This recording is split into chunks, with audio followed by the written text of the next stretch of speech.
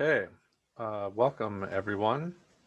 Thanks for joining us. My name is Eric Hauge. I'm the Executive Director over at Homeline. And you are joining us today, Wednesday, July 28th at 1:30 in the afternoon for another one of Homeline's Eviction Moratorium Phase-Out webinars in our weekly series for the time being. We have a 90-minute session today, and we are going to be joined alongside myself and Homeline's Managing Attorney, Hotline Director Mike Vra, and our Homeline's COVID-19 Eviction Response Coordinator and Housing Attorney Rachel Sterling. We're also joined today by a special guest speaker, Kim Tennyson, who's been on a couple of our previous sessions over the past year and a half. So Kim is an attorney that represents and advises landlords, and so we're going to get some of her perspective and what she's hearing from clients in just a little bit here. But a couple pieces of logistical information, and then I'll hand it over to Mike to, again, do a very quick overview of where we're at in the eviction moratorium phase out here in Minnesota. Again, we're coming to you from Homeline. Homeline's a nonprofit organization statewide. We want a statewide free and confidential legal hotline for renters to get advice about their housing situation in up to 4 languages: English, Spanish, Somali, and Hmong. And we also do some organizing, policy advocacy, and landlord-tenant education, like these seminars. There's our contact information for our hotline and our website. And again, we've been sharing these pieces of these links to our website. We have a number of resources on our website regarding the phase out, including an FAQ, a timeline, schedule of upcoming webinars, and recordings of previous webinars. And here's a quick overview of the next month or so of our webinars. Today we have Kim on. Last week we had staff from Minnesota Housing who covered the Rent Help MN program, and there is a recording on our website available for that. That was a full 2-hour session. Next week we're going to have on staff that are overseeing the Zero Balance Project, which is a rental assistance program that is within the eviction phase out law. It's one of the programs that's covered through the federal funding that the phase out law cites. And it's only for Hennepin, Ramsey, and Dakota County, but it's a landlord initiated application process. So we will have on from Hennepin County, which is one of the jurisdictions, Julia Well-Ayers, and then Jana Flinsrand from Housing Link, who is helping to administer that program. It's next week. We'll have a couple of guest speakers the week of the 11th and 18th. We don't have them confirmed yet, but we'll share more information soon about that. And then at the end of August, we're going to have on the Assistant Attorney General Catherine Kelly, who was on maybe a year ago or so. Maybe it was more recent than that, but I think middle to late last year we had on the Assistant Attorney General, and she's going to be talking a little bit about the process that was involved with them overseeing and enforcing the eviction suspension in Minnesota, and sort of where the Attorney General's office is at now and going forward on tenant landlord issues. You can sign up for all of those right now on our website. The link is at the bottom there, and I'll share it in the chat in a moment. And as always today and in previous sessions, we have asked for folks to submit questions in advance. We have a handful of those, but we really are looking today to be a conversation with Kim about the eviction phase out law and the eviction moratorium phase out law. And so we welcome questions submitted, preferably through the Q&A, question and answer tool in Zoom. And we'll get to those questions in a little bit. Again, just a reminder, here's the 2 rental assistance programs that we're highlighting that we've had staff on last week: Rent Help MN, and the Zero Balance Project will be next Wednesday. So if you want to learn more about either of those programs, check out the recording from last week, or tune in next week for staff from the Zero Balance Project to discuss how that program works. And with that, I'm going to hand it over to Mike Vraw, and he'll run through some of the basics of the phase out. Okay, thanks, Eric. And yeah, I am going to go through the basics, but we really are focused today on questions for Kim. She is a landlord attorney. This is, I believe, her third time on our show. And it's always been interesting to hear her perspective. She represents landlords. She's hearing from landlords what they are concerned about, what they want to try to do, the questions they have. And so this is a good chance for you to ask questions from an attorney that works with landlords versus us. I'm an attorney, but I work with tenants. And so it's a different perspective, different set of goals that her clients have. And so hopefully there will be a lot of questions for her. We did have half a dozen submitted in advance, but yes, please feel free to ask your questions about what Kim might be able to answer today. Like I said, I'm going to talk for 20 minutes about the current state of the eviction moratorium, which is something we've been doing since last April, since we started doing these things, to sort of give a snapshot of where we are in the process, what the next steps are that are known, and talk about anything that we think are important that are in the near future.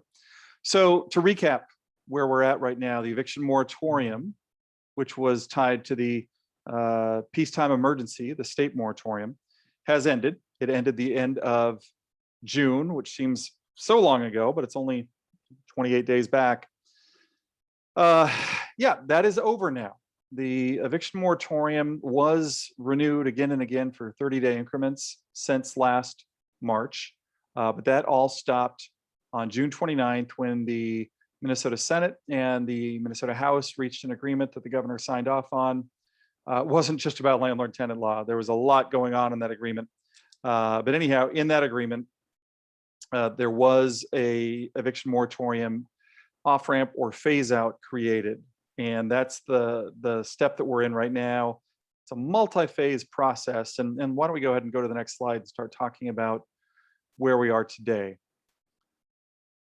So here we have the chart that we have labeled everything with phases. I don't think that there's an official phrasing that you'll see in the what's called a session law. This isn't built into a statute because unlike statutes, which last forever, basically, the session law is supposed to sunset.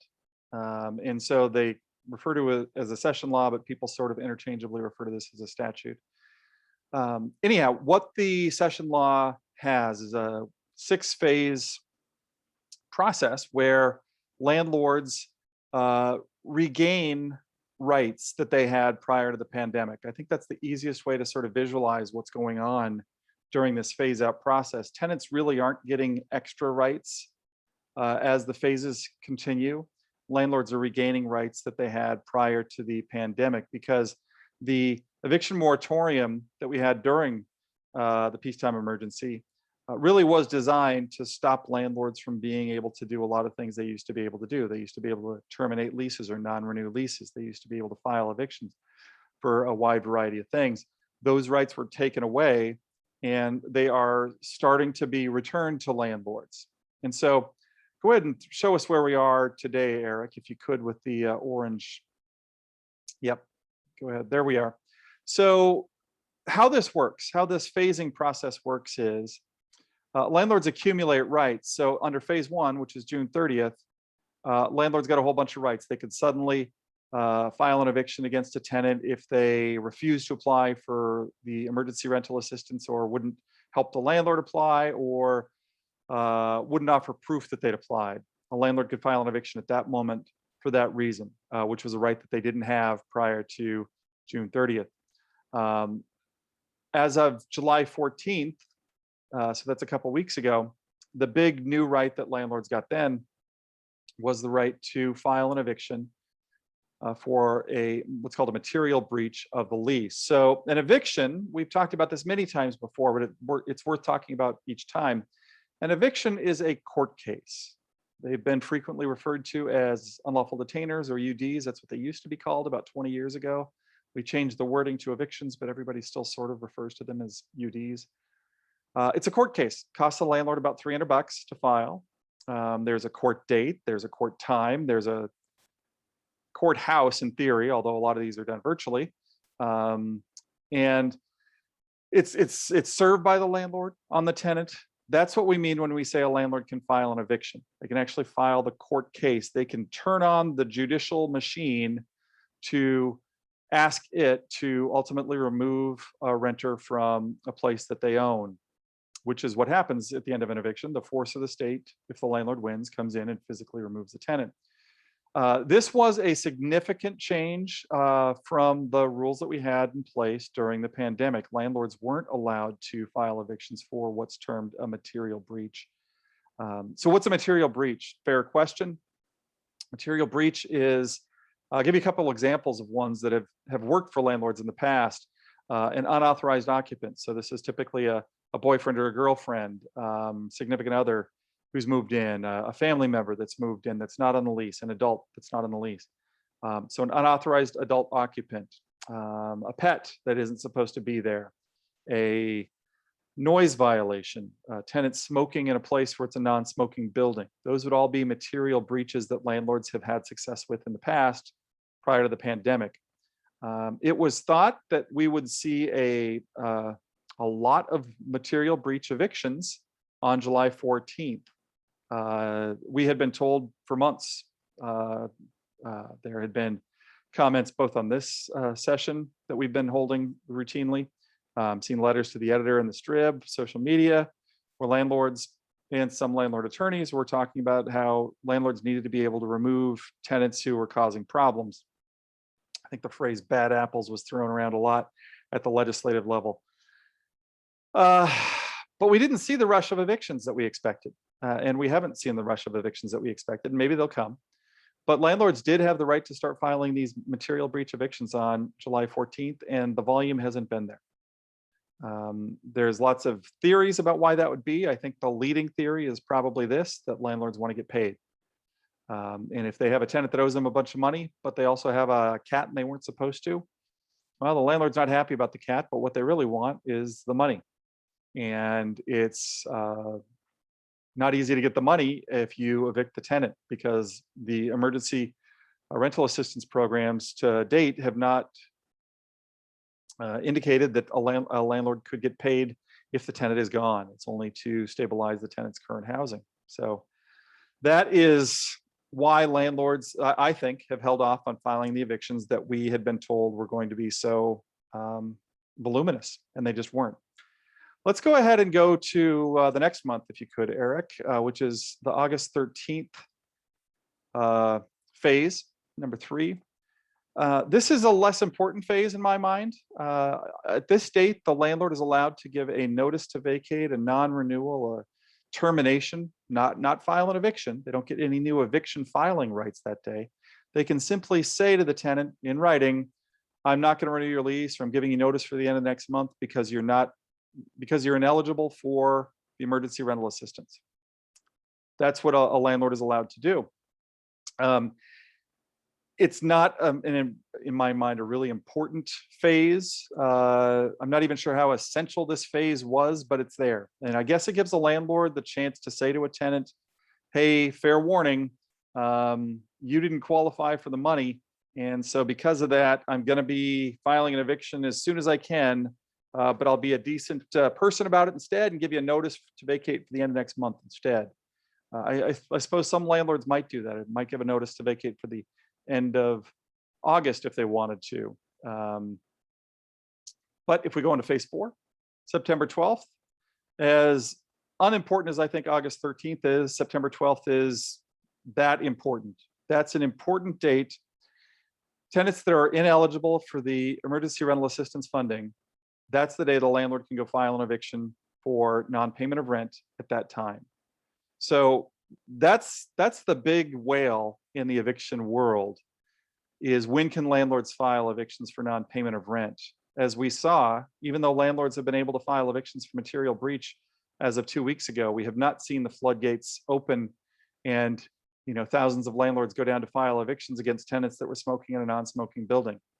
Well, landlords do file evictions for non-payment of rent. That's historically almost every eviction they've ever filed has been for non-payment of rent. Well over 90% in recent years is why landlords file evictions in Minnesota. And so September 12th is when landlords are going to be able to, for the first time, file an eviction for non-payment of rent against somebody who isn't eligible for the emergency rental assistance. What number of tenants will that be? What percentage will that be? It's hard to really know until we hit that point, but it is very likely that September 12th is going to be one of those critical times in the phase out process. Maybe it's the most important of the days that we'll see as far as when a surge is most likely to occur. The next phase, October 12th, is a little more nebulous as far as what the landlord gets. In our mind, the thing that we think is most important about October 12th is that at that point, the landlord can give a non-renewal or a notice to vacate or a notice to quit for no reason at that point. Again, what we're talking about is landlords reaccumulating rights they had prior to the pandemic. That's where we're getting back to with all these 6 phases. And the old rule pre-pandemic was if a tenant was month to month and the landlord wanted to non-renew the tenant, in general, they could do that as long as they gave sufficient written notice. Tenant, you have to leave at the end of next month or the end of 2 months from now, depending on how the lease might have been written originally. Right now, a landlord can't do that. And I mean, we are looking on a regular basis at our tenant hotline where we take 15,000 calls roughly a year. It's likely to be well over that this year.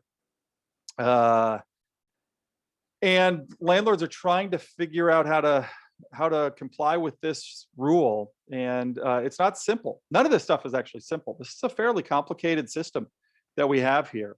It's not like there's a finger snap and we go back to pre-pandemic rules.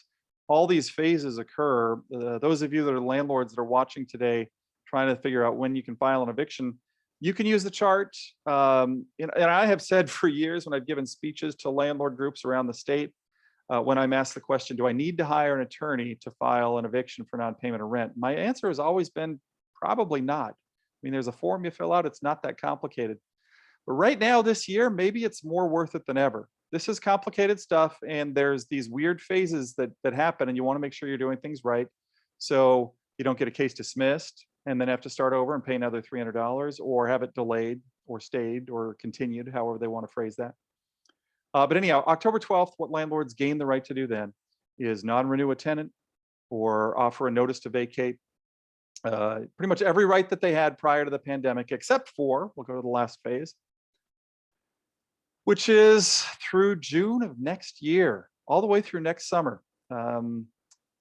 And what this phase says is that the tenant can't be evicted for non-payment of rent. So once again, that's the big one. They can't be evicted for non-payment of rent as long as they have a pending application through a place like Rent Help. As we all know, the Rent Help system hasn't been as efficient as anybody would have hoped for. I think that's probably really understating things.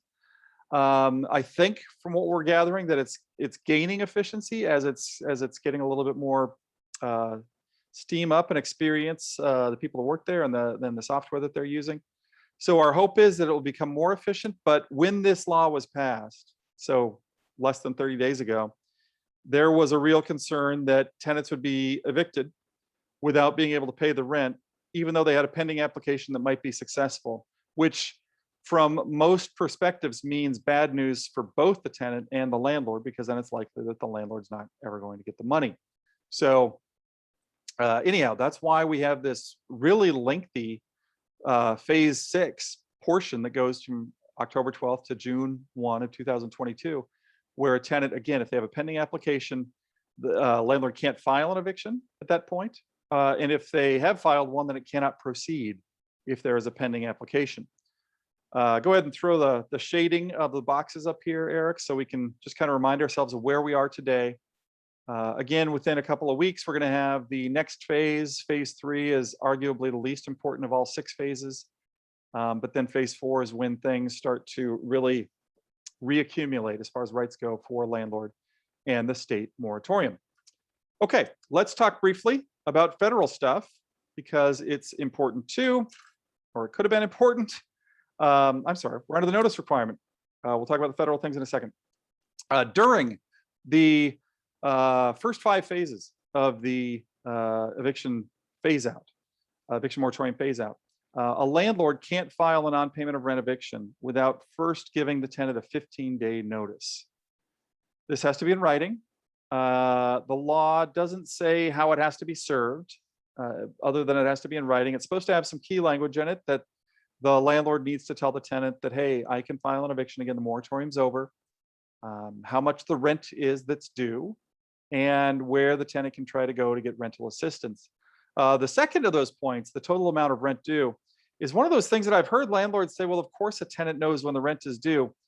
And again, we talk to tenants every day in our office, and I have to tell you that I just don't think that's true. I think this is a really important part of this law. Tenants might have been paying part rent for a few months, and then they stop paying rent. They're not sure how much the late fees are. Maybe there's utilities as well. Now, the law only requires the landlord state that the rent is due. However, what a landlord, in my mind, should really be using this for isn't to win an eviction. It's to convince the tenant to go apply for financial assistance and get the full amount owed. So although the law only requires that the landlord state the amount of rent that's due, if I'm a landlord giving one of these 15-day notices, I'm going to say, here's the amount of rent that's due. By the way, here's all the other stuff that's due. And then I break it down so everybody can understand what that is, because you're giving it to the tenant, but it's also something that you're sort of giving to rent help, because the tenant might be using this document when they convince rent help that this is what I actually owe, and here's my evidence that this is the amount. So anyhow, this is a requirement through October 12th. So even if a tenant has been ruled ineligible on that September 12th date that we were talking about being really important, the landlord still has to give a 15-day notice if they want to file an eviction for non-payment of rent. And once again, just go on to the next screen, please, Eric. Just to sort of restate this really long-lasting protection. It's in the boldest, biggest letters that we have. If a tenant has a pending rent help application, they can't be evicted for non-payment of rent through June of next year. Again, this actually was drafted, this part or this concept first appeared in a Senate version of the off-ramp, this long-term delay in when landlords could file evictions. And the reason was they wanted to make sure landlords got paid. That was really the thinking behind this. And I think it still is the thinking behind it. Let's hold back on the evictions, even if a landlord thinks that they really want to go to court, as long as there's a pending application and the tenant's really making a good faith effort to come up with the money. That seemed to be the driving motivation behind it. All right, now onto the federal stuff that I'd promised talking about. The CDC moratorium. So why are we talking about the federal moratorium? Well, first of all, you're going to hear about it. Today is July 28th. And in the next couple of days, you're going to see things in the news on Facebook, Twitter, social media about the eviction moratorium ending. And it is at the federal level. The CDC, Center for Disease Control moratorium, is ending as of July 31. We were told last month when we were all waiting about this time last month to find out if the CDC was going to extend the moratorium. They said, yep, we're going to extend it for another month, but this is the final month. No more months after this. So the CDC moratorium has never really played a meaningful role in Minnesota, other than to serve as a kind of a backstop. I think there probably were times at the political negotiation level where somebody like Governor Walz could have said, you know what, I could take away the eviction moratorium, I suppose, but there's the CDC one anyway, so why don't we just keep the one that we have tailored for Minnesota in place? And there wasn't much a legislator could really do to counter that, because we did have the CDC moratorium, which has been in place since September of last year when we had President Trump in office, and President Biden renewed it. It's been, I think, renewed 5 times since it was first introduced back then, for brief times each time. There have been a lot of court challenges against the CDC eviction moratorium. The most important one has to be when the Supreme Court decided to leave it intact. It was sometime this month that they made that ruling. Part of the thinking of the Supreme Court seemed to be that, hey, you know what, they're only going to renew it for this last 30 days. If it was going to be for another year, maybe we'd look at this more seriously. That honestly seemed to be the sense that we had. It was a 5-4 decision, so it wasn't a sure thing at the Supreme Court level, but there you go. It only mattered for non-payment of rent evictions. And the reason why it never really played a big role in Minnesota was because if there was a stronger local rule, whether it was a state or a county or even a city rule, which many cities around the country have, then the local stronger protections, the CDC explicitly deferred to those. So as mentioned, it's sort of a interesting oddity in Minnesota, but it never really played a big role here. And it's unlikely that it ever will, because it's going to be gone in 3 days. A similar concept, go ahead and go to the last slide that I have, Eric, is from the CARES Act. So the CARES Act is kind of in the midst of our minds now, something that was passed, giant piece of legislation, back in March or April of 2020. And it had a whole ton of stuff built into it, including the stimulus checks, the first round of stimulus checks that we probably all remember that were both going to individuals along with small businesses. And it also had an eviction moratorium built into it. It was the first federal eviction moratorium. Couple things about it. Number one, it only covered CARES Act covered buildings. So what does that mean? Well, any place that is getting a federally based subsidy is likely to be covered by the CARES Act. There's actually a definition that says if the Violence Against Women Act matters, then the CARES Act covers that building as well. But it also extends to landlords who have a mortgage that's federally backed. Fannie Mae, Freddie Mac would be the ones that we'd look for. We don't know how many buildings in Minnesota are covered by the CARES Act or would have been covered by the CARES Act or still are. Our best guess is 20 to 50%, but that's a pretty broad range. But why am I talking about it? Well, first of all, the eviction moratorium built into the CARES Act for CARES Act covered buildings ended July 25th of last year. It ended last year. So we're past the anniversary of that date at this point. But it had a 30-day notice requirement. So once we got to July 25th, if the landlord wanted to file an eviction for non-payment of rent under the CARES Act in a CARES Act covered building, the landlord had to give a 30-day notice warning the tenant that they were going to do that. Now, the eviction moratorium deadline, July 25th of 2020, did sunset, as they say in legislative ease, but the 30-day notice requirement never sunsetted. It's still on the books. And unless and until there's a legislative replacement for that, or I suppose a court strikes it down, it's still the law. I think we're going to see how this plays out throughout the country in the next few weeks when people are trying this defense around the state, around the country. But evictions are state court-driven entities. That's really what they are. So every state's going to have a different take on this. But our belief is that a landlord has to somehow demonstrate that they are complying with the CARES Act by either having given the 30-day notice or maybe swearing that they are not covered by the CARES Act, which some states are actually requiring affirmative statements, maybe an affidavit or something like that, where a landlord, like I said, swears that they are not covered by the CARES Act or they provided the 30-day notice they were required to. Okay, so that is what I wanted to get through. That's our brief recap of where we are. Kim is going to join us now, and I believe that Rachel is going to help with the questions, which will almost certainly be answered almost exclusively by Kim, although I'll be happy to chime back in if there's something Kim says that's just flat wrong, which I can't imagine. No, but Kim and I actually talked on the phone yesterday, and we started to have a really interesting conversation. We said, you know what, we shouldn't do that now. We should wait until we're on camera. So if we have something that we don't agree on, then it'll be interesting to hear both perspectives. But I think having talked to Kim a couple times and again yesterday, that she's probably not going to argue with much of what we said. She's just going to be offering that perspective from landlords. So welcome, Kim. Thanks again, and good to see you. Thank you. Thank you. For my thank you as well. So do you want to jump right into questions, or is there any comments that you want to make on what Mike has already said before we jump in? I do have one before I forget about it. And it's so weird sitting here not seeing myself on the screen. I can see you in a little box, but I can't see myself. So it's kind of throwing me looking at a slide. So if I look like I'm just staring, that's why. There was one clarification, because, and this actually is something that I brought up with Mike. I'm certain that at least Hennepin and probably Ramsey County are going to be looking for that CARES Act affirmation or affidavit or some sort of 30-day notice. It's going to be addressed. And I wouldn't want anybody to think just because this is the CARES Act and it expired more than a year ago now, that it's not important. It's been made clear that it is important. It just was not articulated completely what they're looking for. But I believe some sort of an affidavit needs to be given if the CARES Act doesn't apply. And otherwise there might be an assumption that it does, and a 30-day notice would be required.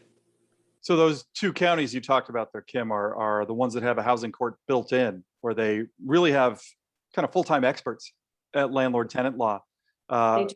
Right. The rest of the state, however, which we have people to watch all over the state, I'm not as certain that that's going to be something that's at least at the beginning of the eviction reopening going to be addressed adequately. So a tenant or a tenant attorney might be really well served to bring it up, because the judge might not say it automatically. I agree with that. Yeah, I think it's better to make sure it's covered one way or the other than to leave it out entirely and have it raised as a question, because tenants could raise it as a question. Good point, though. Thanks, Kim. All right, thank you for that. All right, let's jump in then. So the advanced questions, I'm looking at a few. yep, I was going to start with the advanced questions and then move on to what's been put into the Q&A. If you do have questions, just as a reminder, please use the Q&A function. It's much, if you put anything in the chat, it just gets lost and I may not see it. So if you want your question answered, the best option is to put it into the actual Q&A function that's at the bottom of the screen. So it looks like there's 12 questions so far in that, Kim, plus the 7 or so that were put in advance. Mhm. So we'll start with those. So first off, we have Ling, who's a landlord, saying, can we evict a tenant that still owes rent after he submits for 10 months of rent help MN program? Yeah, well, they were the speakers last week, and it might be good if Ling wasn't participating or watching that one to maybe go back and review that. There was a lot of information from the Rent Help MN people.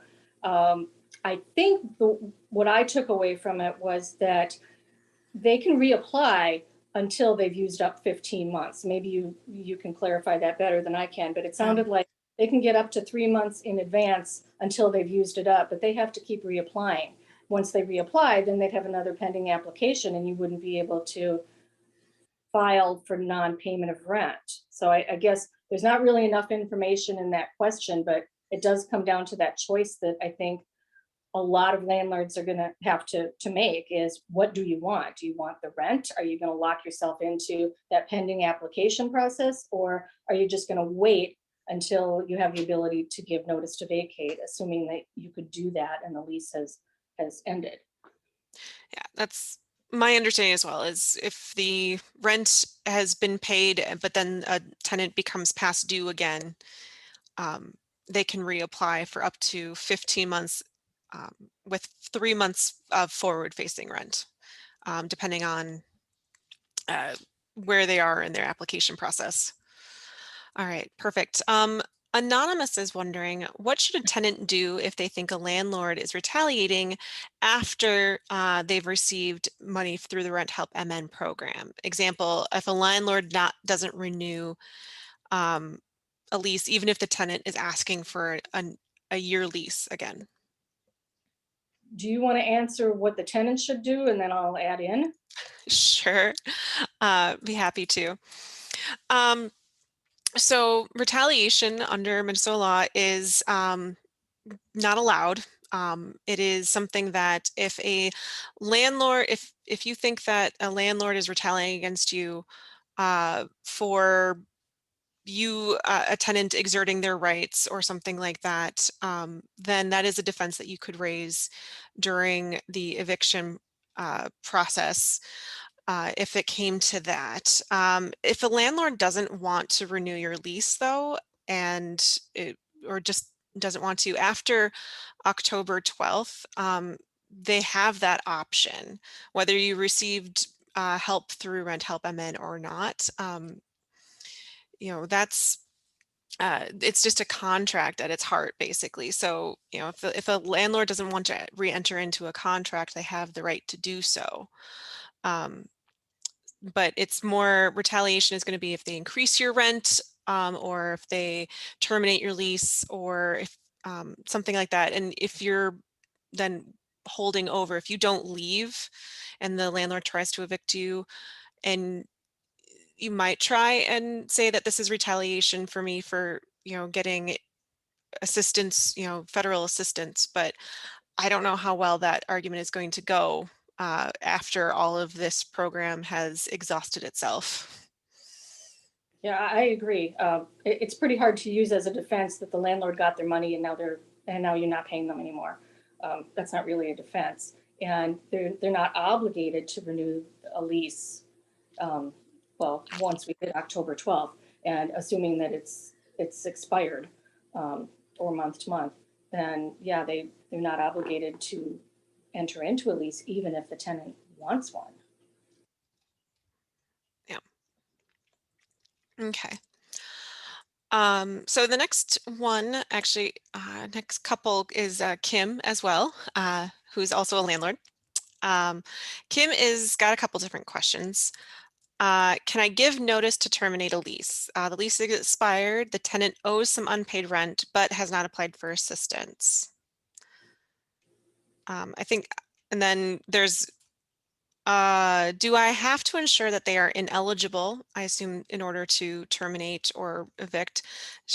Kim wants to sell the house. Do they have to wait until the October date? So there's a lot in there, sorry. Yeah, there's a lot in there, and I don't know if they all result in the same answer. Yeah. Can I give notice to terminate the lease? Not right now. Unless it fits with, and I don't have the slide in front of me, but I think it was slide 9 that talks about what we can do starting August 13th. And I guess this is another situation where the landlord has to make a decision. What do you want here? You've got somebody who has some unpaid rent and has not applied for assistance. So maybe if they're not cooperating and you think that they probably qualify for assistance, this would be an eviction for non-payment that would fit with now. You'd have to do the 15-day notice because it's a non-payment eviction, and then wait and file that. But it sounds like you don't know if they're eligible or ineligible. This leads me to think that maybe there hasn't been enough communication going on here. I would ask, if I was on the phone, I would be asking the landlord, what do you know about this tenant? What have they said? What was the last communication? Have you written a letter? Did you call? What's the answer here? Because you've got to communicate. And I think this whole system of assistance and the off-ramp legislation really rely on that idea that a landlord probably wants their money and they're going to reach out to the tenant and have those discussions. You want to sell the house, so probably you don't want somebody living in there while you're trying to sell the house. There's nothing that legally prohibits a landlord from selling a house with a tenant in it. It does make it awfully inconvenient, and you might not have a cooperative tenant. They might not be making things showable. They might not be cooperating with showing. So yeah, it's easier not to have them there. If you wait till the October date, yeah, you could give notice to vacate, assuming again that it is that you can according to the lease terms, that you give notice. So you've got to make that choice. Are you looking for that little bit of what sounds like it might be a little bit of rent, because it just says some, and usually I don't see some, I usually see a lot. Did I answer that one? I think I kind of did. Yeah, Kim, I wanted to jump in. Part of your answer, it just struck me to sort of eavesdrop on past conversations you've been having with landlords. Is that what you're finding yourself doing, is saying to the landlord, what is it that you really want? Are you having that conversation repeatedly?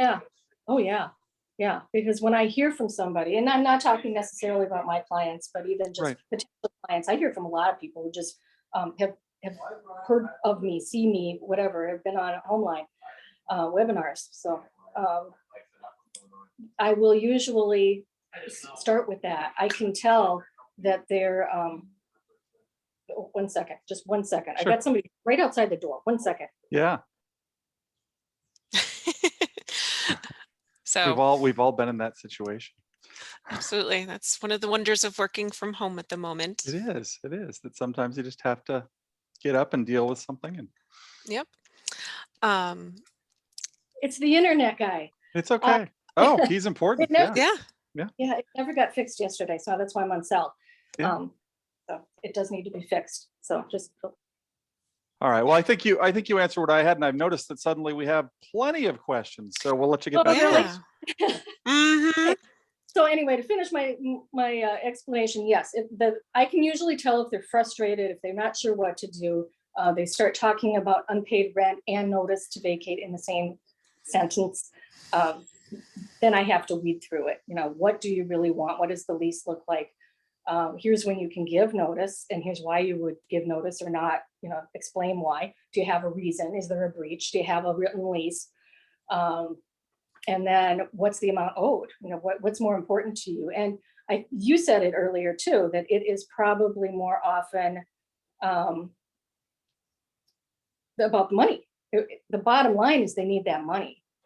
So we do have to weed through that. And I don't think we've ever had this sort of choice before, where it really comes down to having to make that. It's kind of like the Sophie's Choice thing. Like what are you going to do if you want to get rid of it? If you really don't like this tenant, you just want them out, you're going to be giving up that money in some way, unless you can get it later in conciliation court. Okay. Kind of speaking of the money again, Kim, the same landlord as the first question, has a question that's really more about rent help MN specifically. So I don't know that we'll be able to answer it, but maybe you know this. But the Kim is leasing to 2 adults. One lives in the house, and one is a parent that lives elsewhere. For the rent help and assistance, can one apply without the other's income, or do both incomes have to be reported? The parent makes more than income eligibility alone, and the lease states that both are responsible jointly and severally for, I assume, the rent. Okay, and I did read this one earlier. I think the jointly and severally piece is kind of a separate aspect of it. So just to address the first piece, if there is somebody not living in a property, and I know they're not living in a property, I'm not going to file an eviction naming them most of the time. Very often that would be something that would come up in court. The tenant shows up with one person. Where's the other person? The judge or the referee will say, does this person still live there anymore? If they don't live there and they're named on an eviction, at least in Hennepin and Ramsey, the 2 housing courts, they will very often say, we're going to have to dismiss against that person. We're going to expunge the record. We're going to get their name out of there. So during the tenancy, it's really about who's living there, because if you're filing an eviction, it's about possession of the property. And that person doesn't have possession. They're gone. They moved someplace else. So I think it comes down to the one that is still there. But then as far as the joint and several liability, yes, most leases do have such a clause. Jointly, that means what it sounds like, jointly. Severally means something different than what it sounds like. I just usually flip it around into separately. So it means that they're both obligated. And I think that's where we usually see that come into play, is with debt. So that once the tenancy is over, one person gets evicted, yes, both of them might end up in conciliation court with an equal action against each of them for the same amount, and either one of them could be liable. But I think if the person isn't, the parent isn't still living there, there's not going to be an eviction against them. It's going to be reliant on the person who's still occupying. And then the rest of it really is on the application process with Rent Help MN. That's a question for them, as specific to qualifying.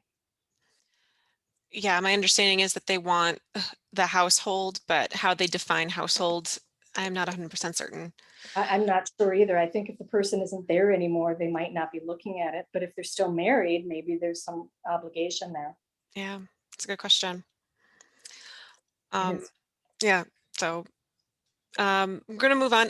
Belinda is a service provider, and she also has a rent help amend question, but I think some of the latter part of it might be a good question about what landlords can and cannot do right now. So so what an applicant applied in April, has yet to hear anything about her application. I'm assuming this is rent help MN. It's in a submitted status. Her lease is ending at the end of August. I'm presuming this upcoming August, and she would like to move to a more affordable situation. What would that previous landlord still receive the funds? And what if the landlord is not renewing the lease? The Rent Help MN representative or representatives last week did address this. They said that the landlord would not get the assistance if the tenant was no longer residing there. I think there was a little bit of a gap. I was confused on what really happens with that money, but the idea is that the landlord doesn't get it at all. Yep. That was my take on it. If the tenant isn't there, and if a tenant wants to move, well, they should. I mean, Yeah. there's nothing keeping the tenant in place. They can give notice. It's the landlords that can't give notice to vacate. Yeah, so that's been repeated to us basically on every occasion is that if the tenant leaves, the tenant is still liable for the past due rent.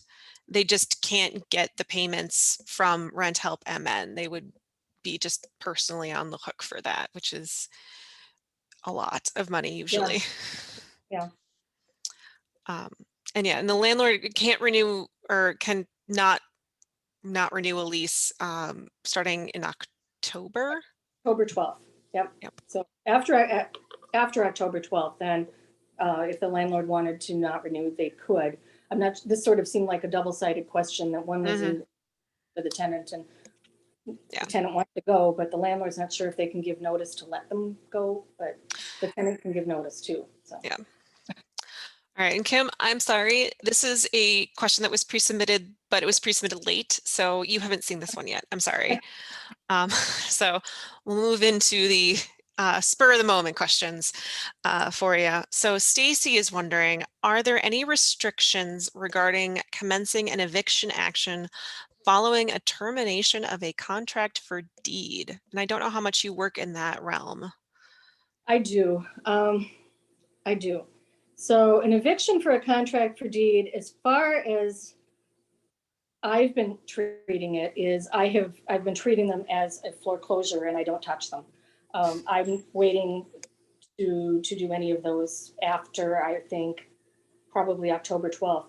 Although I have talked to a couple of clients who've had contracts for deed, and this was maybe last year when there was a long way to go, and they did end up with a buyer, vendee, getting assistance through some other program before Rent Help MN. So there is assistance out there for home buyers as well on a contract for deed. I think some agencies at least have looked at that. But right now I'm not touching them. There might be somebody else who's willing to do that, but I would rather on a contract for deed not get into a cancellation, at least right now, because I treat it like a foreclosure. I think it's akin to a foreclosure. But it's coming soon. And I think those cancellations that have happened could be in question, and the ones that haven't happened are coming. I think they're calling it a termination of contract for deed now, rather than a cancellation. At least that's what the form is called now. It says termination on it. But yeah, it's a good question. And I do deal with contracts for deed, but I have really been hands off with them for probably the entire duration of the Minnesota moratorium. Okay. Thank you. Contract for deed is outside of Homeline's world, so it's interesting to kind of hear a little bits and pieces of it from you. So thank you. Okay, so let's move on to some of the questions that are in the Q&A. So Kim is wondering, and I wonder if this is the same Kim or not. Otherwise, it's a popular name today. Kim is wondering, it sounds like they're a landlord. Do we have to do a 15-day notice to terminate or non-renew leases, or just regular policy of a 1-month notice? And those are two different things. So if the lease says 1-month notice, that usually is referring to a full rental period plus a day. So it's not really a month. It would be, if the rent is due on the 1st of August, notice would have to be given. Oh, this wasn't a good example. Let's say rent is due on the 1st of December. Notice would have to be given by October 31st for where rent is due on the 1st, and you want them out the end of December. You'd have to give notice a full rental period plus a day, so it would be November 30. If it's a 60-day notice on your lease, and I've run into this even recently, then 60 days is probably what needs to apply. So not everything is a 1 month. And 1 month doesn't really mean 1 month. It's not the 15th to the 15th. It's a full rental period plus a day. I think you got that. I kind of got it convoluted in the beginning. The 15-day notice is related to evictions for non-payment of rent only. It doesn't have anything to do with a notice to terminate. So if you were filing an eviction for non-payment of rent, rather than terminating, that's that choice thing again, then you would have to do the 15-day notice for non-payment. And that would have to include those items such as moratorium has ended, here's everything that you owe, here's where you can get rent help. Right. Thank you. Okay, Sherry has a couple of questions. So this one, all right, so Sherry's asking, can a landlord make a new lease before the old lease has expired, which increases the rent amount and requires them to sign the new lease or face an eviction due to not signing the new lease, even if they've applied for rent help amend under the old lease?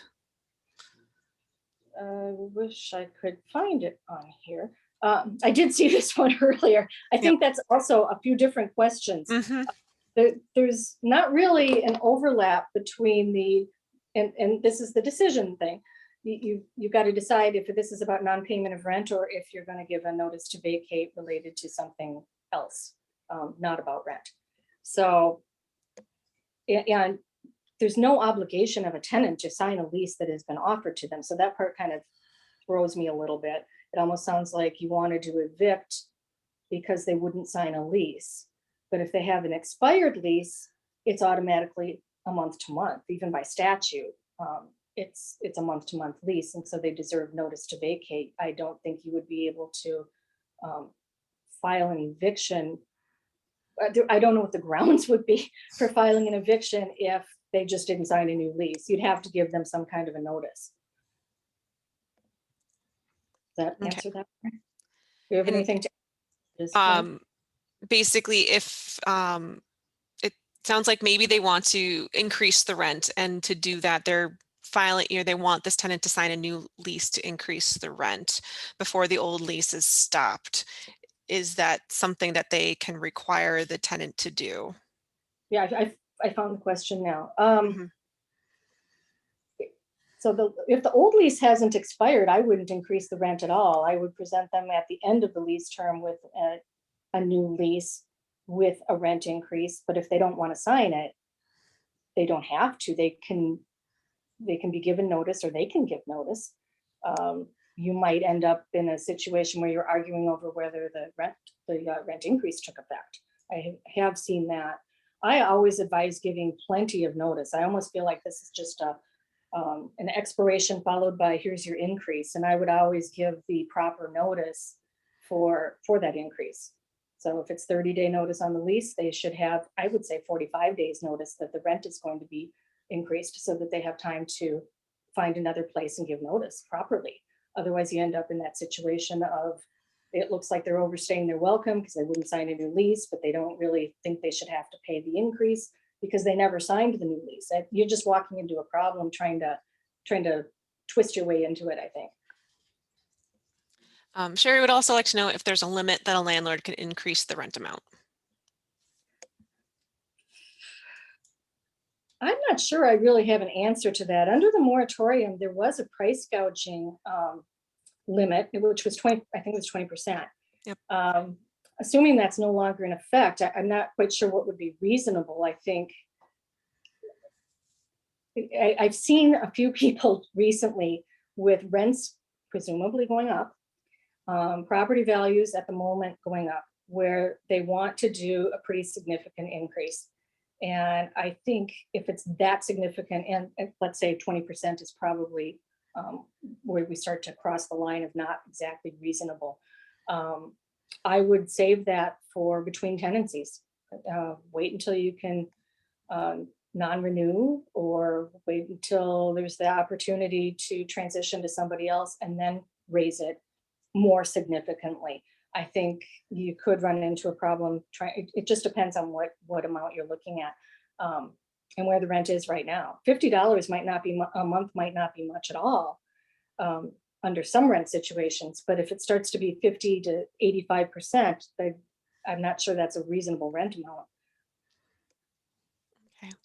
Are you basing that on any kind of law though, Kim? I mean, there's I'm not really any rent control. There's not any rent control. And so usually, like I said, what happens is they'll give the landlord in a normal non-pandemic, non-moratorium environment would be saying, I want to bump that rent up. I can get $300, $400, $500 more a month for that apartment.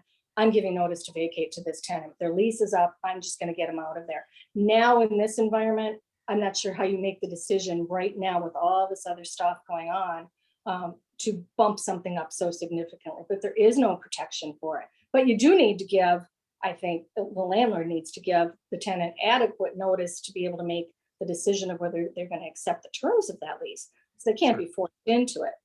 But yeah, thanks for clarifying that. Okay. Thank you.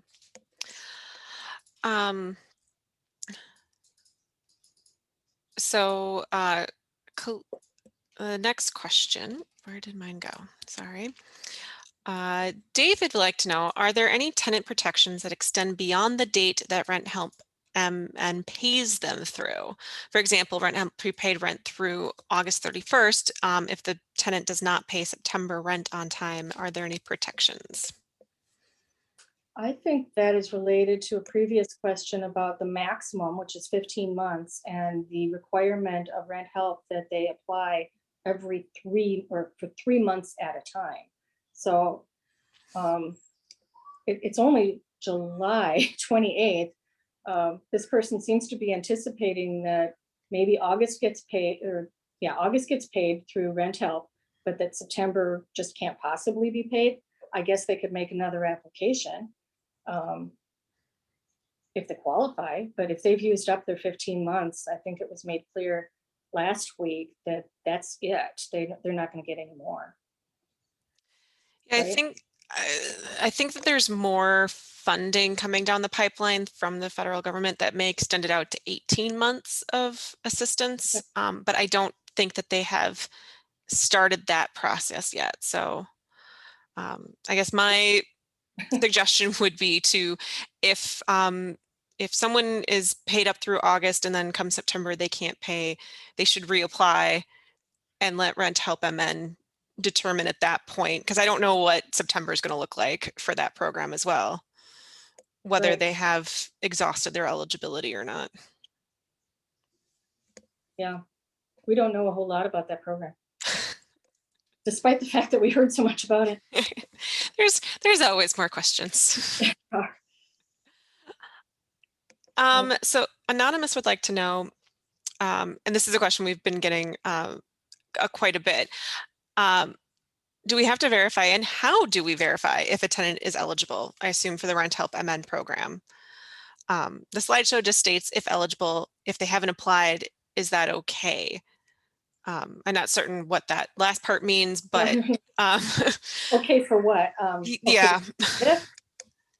If they haven't applied, is that okay? Yeah, I'm not quite sure. If they have a pending application, they can't have an eviction action filed against them for non-payment of rent. It is a very good question. I don't know how you verify or don't verify. I think I just had this conversation with somebody in the last couple of days. And my questions were, well, what do you know about this tenant? Do you know where they work? Do you have any idea how much they make? Were they on any sort of assistance? And I think depending on when somebody has become a tenant, maybe you know a lot about them, maybe you don't, maybe they switch jobs, but I would think that a landlord might have a decent guess at whether somebody might qualify, especially if they're looking at the eligibility criteria in the program. Mm-hmm.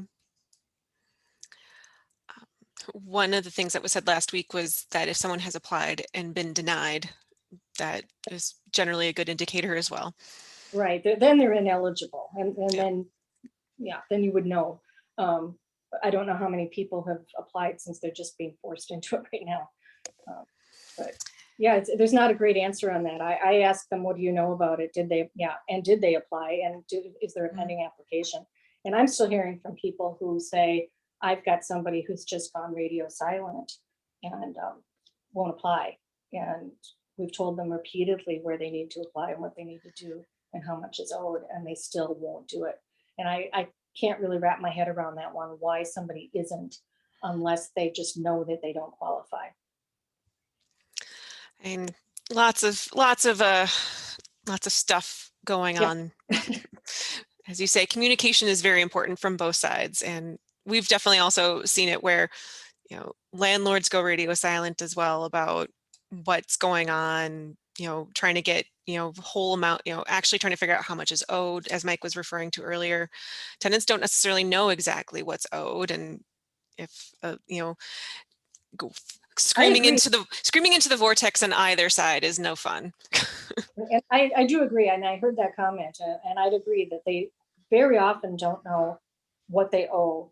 And I usually will appear in court, well, back when we were doing that in person, with the ledger and go through every entry, and we'll try to verify everything and check with the landlord and see if there's something else that maybe didn't get into the ledger or whatever. And really what happens a lot of times with tenants, and landlords need to understand this too, is that they are sometimes in such dire straits and so distressed over everything that they really don't have any idea what they owe. They know they owe something and they just don't realize how it snowballs by the time there's a filing for this large amount. And I'll usually tell them, well, you know how you walk into Target and you think you're going to get one thing, and then all of a sudden you've got this really big bill. It adds up like that. And I've actually said that to people.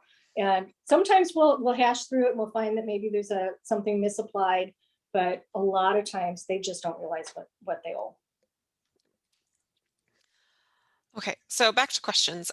Lucas is wondering, if a resident lease ends on October 31st of 2021, and we intend not to renew, how soon before that date can we notify the resident of non-renewal?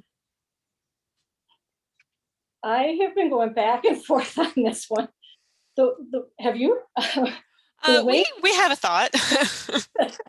The way I read it is that notice can't be given until the October 12th date, or I guess I would say October 13th. I mean, I've read it and I reread it, and I didn't think notice could be given prior to that because it really messes with the rest of the timeline. So I actually had a client that I've been working with the last couple of days. They have a lease that ends October 31. There's no notice requirement in this lease at all, which happens. It's not common, but it's a one-year lease that simply ends on October 31. And I've got a landlord that is basically said, I'm not going to renew it, but I'm not giving you notice because there ain't no notice necessary. Our lease just ends when it ends. So I think that's, and I hadn't really thought about that question because it's so rare that we see leases without notice requirements these days, but they exist, they're out there. And so I think that's got to be the first sort of starting question, is look at the lease, see what it says, because if there's no notice requirement, then I think it could end October 31, but almost every lease in Minnesota does require notice. And our view is you can't do it before the 12th of October. Yeah, we agree with you, Kim. Okay, so we all agree that the notice itself can't be given until that last phase. Yeah.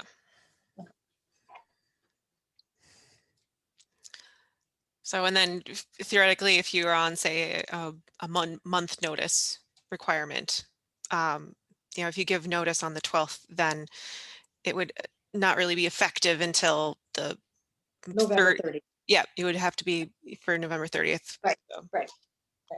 That's kind of the math that we were doing as well. So I don't know why a landlord would want to argue that there's no notice requirement when you can just give the notice and have them there for one more month and not deal with an eviction and possibly a trial over whether notice was required or whether the statutes treatment of a month-to-month lease would prevail. I wouldn't bother, I guess, to dig in too far that there's no notice at all. I usually will see those in commercial leases that are some kind of iteration of commercial. Someone took a commercial lease and converted it to residential, because commercial leases do naturally expire very often, where residential usually don't. Yeah. Okay, so back, Carmen, who is potentially in the legal field, is wondering, the rumor is in our area is that the courts are accepting eviction documents, but judges are not scheduling court dates until October 13th or after. When I spoke to the courts, all they could tell me is that the court dates are not scheduled until the judge tells them to, and as of yet, they have not been given instructions to do so. Do you think this may be the way courts are going to go due to multiple filings? I would like to know where Carmen is. Yeah, I would too. I haven't heard that in the Twin Cities. I know that Hennepin has already accepted and is starting to hear those cases that were allowed to be filed after July 14th or on July 14th. Mhm. I have heard in the past that there are sometimes some rural areas that will push it a little bit. I can't imagine that they would be pushing it to October 13th. There is sort of a misconception that a hearing is supposed to happen 2 weeks after date of filing. In fact, I think, Mike, we talked about this once. And We did. You were right. That's right. the rule really isn't that it's 2 weeks after filing. It's 2 weeks after the court decides that they're going to issue the summons and tell you. So but that's the court date. I don't think I've ever seen anything pushed out that far. I know I have heard in the past, probably in the last several years, of some rural areas that maybe wouldn't schedule for 6 weeks because they just didn't have a lot of room in the calendar for the sole eviction that was going on. But I would question that. I would have not been given instructions to do so. Yeah, I don't know. Seems like it's a ways out. And even if the Twin Cities isn't that backed up yet, I don't know why another county would be doing that. Sounds like might be northern Minnesota area. Yeah. Well, and I'm not sure about that comparison though, Kim. I think the Twin Cities, because they have the housing courts, that, to be honest, before the pandemic were just efficient, kind of almost factory-like in the way they dealt with evictions. Yeah. My concern actually is mostly on decent-sized counties that don't have housing courts. If there's a surge of cases there, how they can possibly manage those, because they're not just doing evictions. The judges aren't just doing evictions there; they're doing all the other cases that they've been doing. Right, and the example I was given, I think, was where they were busy with other things, and they put the eviction on the back burner. So yeah, if you got a murder trial, then yeah, you have a constitutional right to a speedy trial in a criminal context. You don't have that for an eviction; it's not there. Yeah, I think the court rule reads it must be reasonable, and maybe they just haven't figured out what that is yet.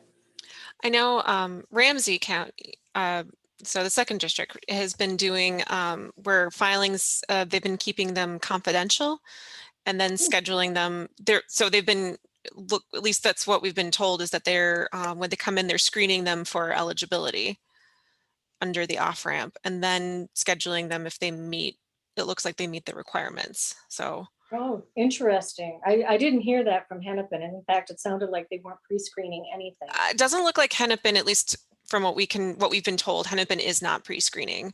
But Ramsey, it looks like, is pre-screening still. And then posting those that meet one of the exceptions is what we're seeing. How rigorous that screening is, we don't know what that process is. We're not 100% certain.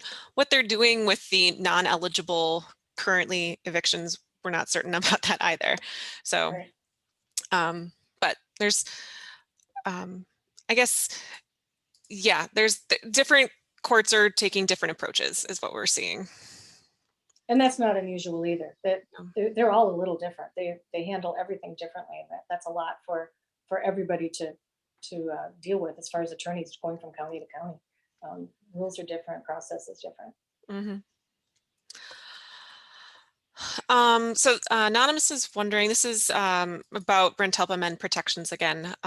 Will a tenant be protected after October 12th if they apply after October 12th for rent help amend when they knew about the past due rent, knew how to file, but didn't file until after October 12th?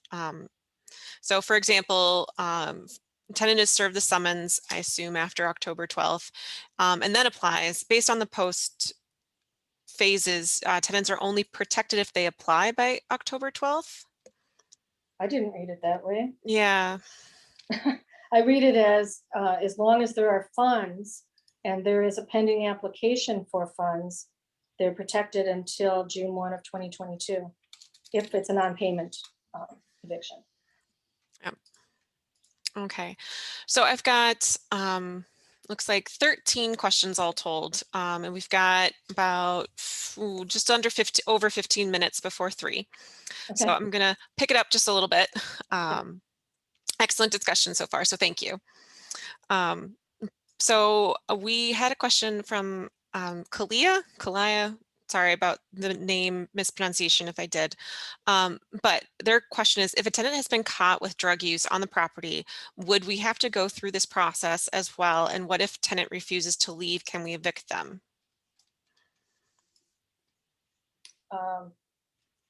I wish I could see it. I'm scrolling through and I'm not finding that question. I think that would be an eviction that falls under 504B.171. The covenant against unlawful activities. It's a landlord or tenant. It's a reciprocal covenant. It's not actually even a breach of lease. It's something that always existed. But I question what caught with drugs means. I would have to talk to the person and find out exactly what they have. That particular piece of statute is related to mostly drugs, prostitution, and firearms. And it really comes down to the details and the facts. If somebody is just thought to be smoking pot in their apartment, that's not going to be enough. If there was a drug raid, yeah, that's probably enough. I've had those. It's pretty hard to say that somebody shouldn't be evicted when there's been a drug raid and an arrest. So I'd need more information to know whether it even qualified under that. Otherwise, it could be a breach, or you wait until you can to give a notice to vacate. But now you're making that choice between non-payment of rent if there's outstanding rent. Okay, thank you for that. Question from Anonymous. What protections are offered to landlords if they followed all required laws and served the eviction on the tenant, and the tenant appears in court and states under oath that they applied for rent help MN, however, they are unable to submit proof? I assume this is for a non-payment eviction. I assume so too. And I believe Hennepin County recently, there was a little reference to what they're going to be doing with some of these cases. I think there'd probably be a stay to prove that the assistance is actually pending, but it's not an infinite timeline. They're going to have to either prove it, and they're going to have to finish the hearing and say, well, you don't qualify. You can't prove that you have an application. But based on what the rent help people last week talked about, there's a lot of interaction between the landlord and their dashboard for assistance and really monitoring these things, and they should know if there's an application. Unless it's just somebody saying, I applied and you'll have to wait for it. They need proof. Yeah, I think there's some questions about proof, like if you have to mail in an application for rent help MN, like what that proof looks like and things like that. There's some gray areas about that, but yeah, my understanding is if the system is working properly, a landlord and a tenant should be connected up fairly quickly in the process. They should. And I guess the landlord would have to be prepared to say, you know what, I've checked all of these things and I've talked to these people and there is no application. Mm-hmm. All right, anonymous question. I think this is, you've touched on this before, but just to make sure that we have all of the information, we have a house we want to sell with month-to-month tenant. Can we give them notice now that we want them out by September 30th, or do we have to wait until we give them notice? Wait until we give them notice. I wasn't certain until when, but yeah. You can sell your house. There's nothing that prohibits selling a property with a tenant in it. So that's really not the problem, but I think I mentioned earlier, it is really cumbersome and you can't have a lot of expectations of a tenant. If you want them out by September 30th, I think you'd have to negotiate something. And that's not unusual either. It happens with leases that end in the future. It's not expired and nobody wants to leave. Maybe they pay them to get out, give them a little something to make that sale easier. But otherwise, I think you have to wait until after October 12th to give notice. all right, perfect. You think so, Rachel? I think so. Yeah, I think I agree with you from before that at this point, if they just if there's not an exception that's listed in the phase out language, October 12th is the first day that they can give a notice just because they want to give a notice. Right. That's how I read it. And I read it many times too. Amen. Emily is a landlord and would like to know, would we be free and clear to proceed with an eviction? Again, I presume for non-payment of rent. After we have received funding for a tenant through Rent Help MN, they have continued to not pay and have already been assisted with the full 15 months allowed. Well, I think there's a couple of things in there because you, Rachel, talked about maybe this would be extended to 18 months. So maybe there's some more money coming. Maybe they could apply through another agency. They might be eligible since they were eligible once. So I don't know that the eligibility ineligible thing would kick in. But I mean, I'd have to know more, and I'd have to see the lease and everything. But I think it doesn't even mention when the lease expired or if it is, but maybe a notice could be given after October 12th rather than focus on the non-payment of rent. Yeah, I mean, it's in the landlord's best interest to try to help them find that assistance. And if it's not rent help, maybe it's something else. I don't know if this is a tenant that they want to really keep and help, or are they looking for something else? Yeah, because essentially if a tenant is ineligible, then I think the August or the September 12th dates kick in, but whether they are actually ineligible or not, as you said, maybe a question. Yeah, the timing isn't here. It just says 15 months allowed. Is that 15 months already up and everything paid? Or are they just now ineligible and they've told you that, and now you could file under the August 13th? Yeah. Notice August 13th. Good question. Okay, so another anonymous question. This is more about our timeline that we have up here. They're talking about how a previous timeline of ours had the phase out stated that starting June 30th, a landlord could file an eviction on tenants who owe rent, but either refuse to apply for aid, refuse to give landlords info for applying for aid, or refusing to provide proof that they applied for aid. It seems now Homeline's timeline has changed. Is there no pre-eviction notice required if the tenant owes rent, would otherwise qualify for aid, but refuses to apply or cooperate? I can say that this timeline hasn't changed at all for the last I think we added the month. words phase 1 through 6 to the top of it. Yes, I did add that. Right. But no, the 15-day notice that I think they're asking about is still relevant and has always been. If we ever misspoke, we apologize for that. But the chart hasn't changed to our recollection. Yeah, Rachel's in charge of the charts. I am. And to be fair, this timeline, this chart doesn't mention the 15-day notice in it. So that might be part of the question. I know there are other charts flowing around that do mention that. So there might be some conflation between those two, but yeah, the 15-day notice is for any non-payment of rent eviction. Doesn't matter if it's because they're refusing to apply or whether they're not giving you the information needed. If it's a non-payment of rent eviction, then the 15-day notice is necessary. Do I got that? Only until October 12th. Thank you, Eric. You know, we have a different slide about that, but it's not on the chart. That's right. Yep. Yeah. Okay.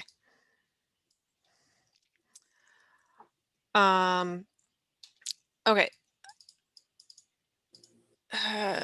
Another anonymous one is asking, are evictions allowed following a mortgage foreclosure, or are they still prohibited? Is that within your wheelhouse, Kim?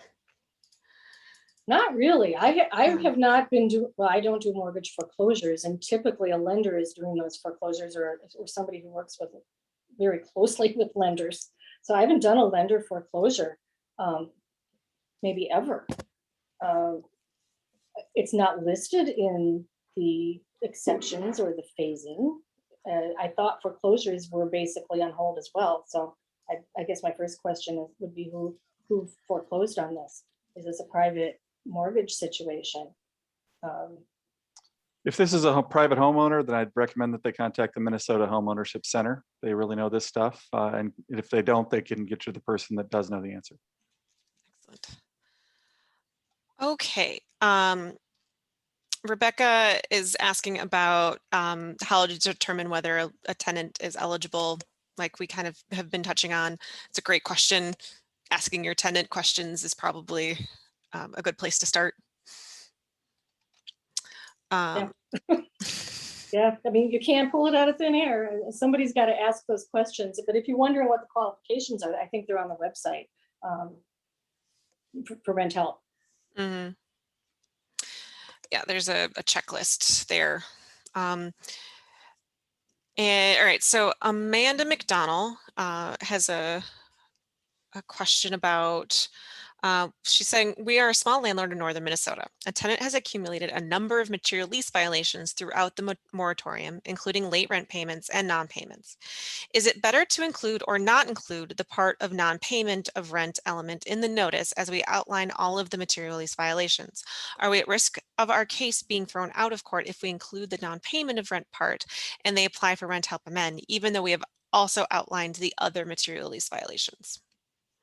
As grounds for eviction, those are actually two different grounds. One is non-payment of rent and another one is the breach of the lease.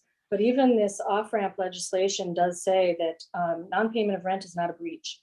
So you're looking at material breaches that are related to damage to property, pets, smoking, real rule violations, not non-payment of rent. That's typically not a breach of lease unless the lease would say so, and that's usually a commercial situation. But I believe, correct me if I'm wrong, Mike and Rachel, but I think it was right in the legislation that a material breach does not include non-payment. Right.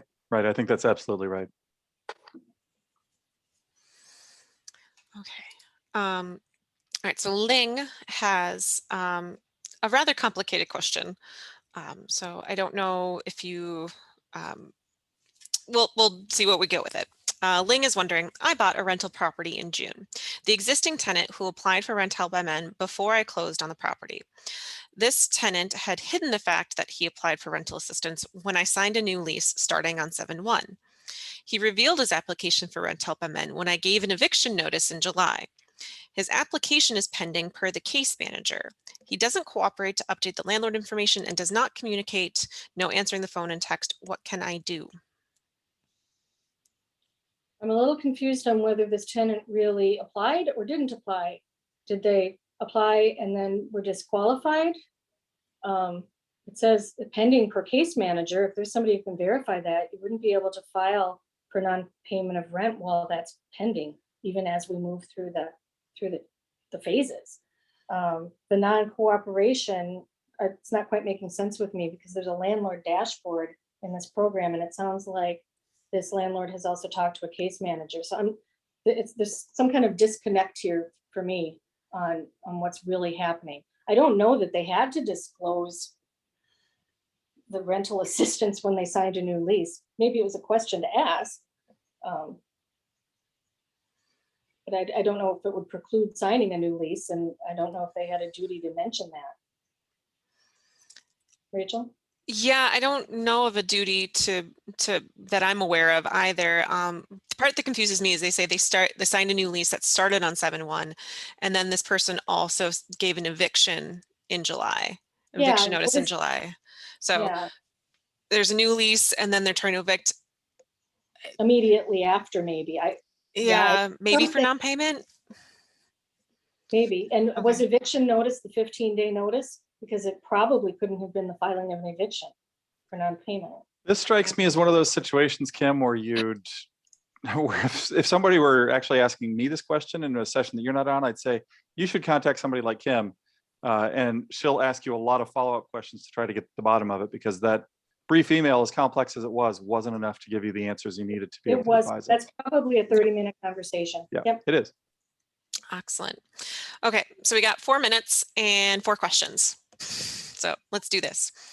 A mother was staying with her son. The son moved out and the rent was not being paid. The mother was not on the lease. The back rent is over $17,000. The mother lost her job due to COVID, but because she is not on the lease, is she able to apply for rent MN for this back rent? It would be good to know who is asking this question, whether it's the landlord or whether it's the service provider. I think if mom paid any rent, she's arguably got a lease of her own. That would be kind of the starting point I would have here is if she did pay rent, or even if she owed rent and there was an agreement to that effect, there might be a tenancy established. A written lease isn't necessary in Minnesota. You can have an oral handshake lease. She's there, she's living there, she's paying rent in exchange for staying there. So I think if mom paid any of the rent ever, then it changes the legal posture as far as proof goes pretty substantially. Yeah, the question doesn't say whether the mother was paying the rent or paid it at some point. Right. I question the fact that she is a tenant, but I think anybody can apply for rent help MN, so maybe they should try to do that.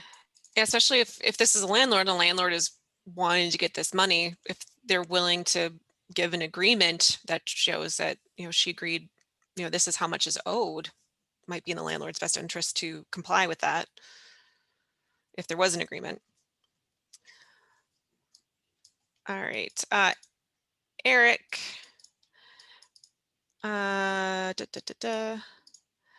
So Eric is a landlord. He says he's concerned about being forced to wait until June 2022 for someone not paying. There is no way that they will have the opportunity to catch up if they don't get help. In much the same way, I'm concerned folks with a pending application for months and they decide to leave.